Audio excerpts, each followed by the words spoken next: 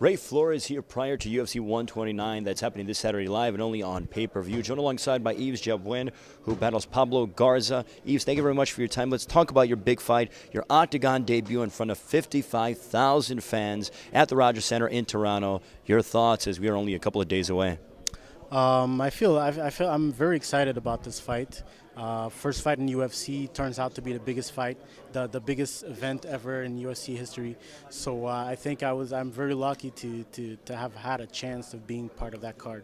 And we hear all the time that there is such a thing as octagon jitters, and now you are dealing with those octagon jitters potentially in front of the biggest event and attendance-wise in UFC history. How are you able to prepare yourself, or how are you preparing yourself mentally for that octagon debut in front of 55,000? I think in the end it comes down to the same. I'm a very experienced fighter. I have close to 20 fights under my belt. So I've been to big shows, smaller shows. Nothing at this level, but I think in the end the goal is still the same. Is to go in there. The door of the cage will shot closed, and it's going to be one fighter in front of me.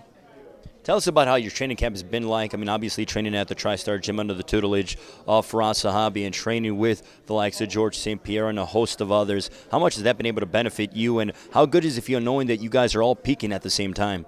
It felt great. I mean, with so many fighters fighting on the same card, everybody was really pushing hard. So it was kind of a big competition to really trying to stand out, you know, and everybody was giving their 100%.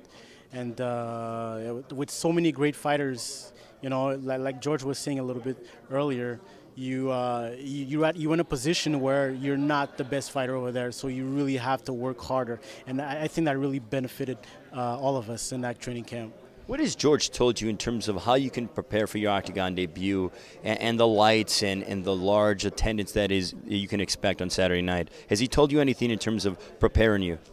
There's no real preparation for that. I mean, the only thing he always says is you train hard and you fight hard, and the results will come.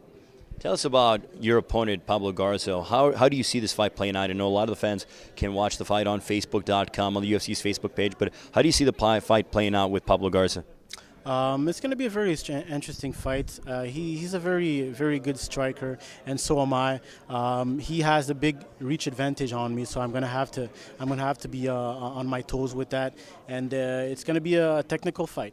You mentioned that Pablo has a large reach advantage. One of the hometown boys that we cover, East Chicago native Miguel Torres, also trains at the TriStar Gym. Have you been working with Miguel at all in terms of having him kind of mimic that reach advantage that you can expect to encounter on Saturday night? Definitely. Throughout the whole camp, I've been working with guys that are taller and have a long reach advantage, including Miguel.